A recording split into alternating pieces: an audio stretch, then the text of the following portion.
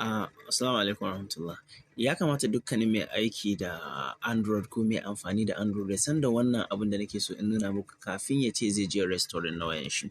Da fari abin da nake so in muku bayani shine idan kila sabuwa ka saya wayanka ko kusa ka sayi kila ka siya hannun wani duka kana da buƙatan wanga abin da nake so in nuna. Saboda ya iya yiwuwa kila kai ka sayi ta sabuwa kana aiki da ita amma inda kake network ba kyau.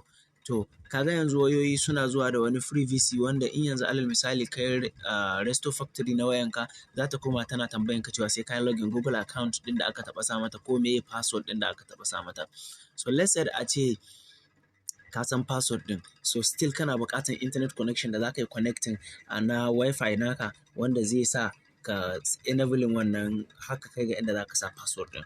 To in har kuma inda kake kila network na da matsala sannan kana so kila kai wani abu ne in time bayan ka ƙara wannan resto factory da wayanka.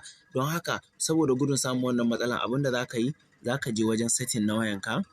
Idan ka je wajen setting na wayanka sai ka shiga setting. Idan ka shiga setting hawa yau za mu je mu yi activating developers option ne. A wasu wayoyi waɗanda suke kamar version 8, 7, 9, 10, 11, 12 za ka cimma suna da my phone ne daga ka shiga setting na waya a sama. Lokacin da ka shiga ciki za ka yo ƙasa za ka zo wajen build number. Idan ka zo wajen build number ɗin ana buƙatar za ka taɓa shi ne sau 5. Idan ka taɓa sau 3 zai tambaye ka cewa ka sa password ɗin wayan. Tun da dama ka riga ka sa password ɗin wayan sai ka sa password. Bayan ka sa password sai ka ƙarƙare taɓawa sau 2 za a yi maka enabling developers option. Abin da yake faruwa shine a wasu wayoyi za ka je ƙasa ne inda ka ga system ɗin nan za ka cimma about yake wajen in ka shiga cikin about nan za ka ga wannan build number ɗin. Idan ka ga wannan build number bayan ka yi activating ɗin shi developer option ɗinka zai hito ne kamar ƙasan wannan system ɗin za ka gan shi ba cikin system ba amma a irin waɗannan wayoyin za ka shiga cikin system sai ka je ƙasa ga developer option. Lokacin da ka shiga wa developer option tun da son kake ya zamana a ce ko ka yi resto factory na wayanka kada ta je ta tsaya inda za ta ce dole sai ka yi connecting da internet ko hotspot ko wani abu ka iya gyara wayanka. Don haka kana zuwa za ka zo sai ka yi clicking OEM unlock ɗin nan. Da ka yi clicking za a ce maka ka sa pattern ɗinka.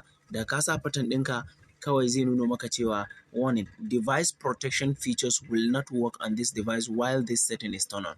In har ka yadda saboda wayan ka ce resto factory kake so ka yi kawai za ka taɓa shi. Yanzu daga ka taɓa idan aka yi resto factory na wannan wayan ba za ta zo da wannan freebie ɗin ba. Wannan freebie da kuke gani wanda an yi wifi ɗin waya ko resto ɗinta take tsayawa cewa dole sai an sa Google account inda ake fara amfani da shi. Muddin kai enabling wannan abun wannan protection ɗin ya riga ya fita kenan. Don haka daga ka je yanzu ka je ka yi resto factory na wayanka za ka cimma za ka yi setup ɗinta lahiya lau ba tare da ta tsaya ta tambaye ka cewa ka sa wannan Google account ko kuma password da kake aiki da shi ba. Lokacin da na rufe in kun lura ga yanan ƙasa ya bani wani response cewa sai na yi restarting wayana ne sannan wannan protection ɗin zai koma ya ci gaba da aiki.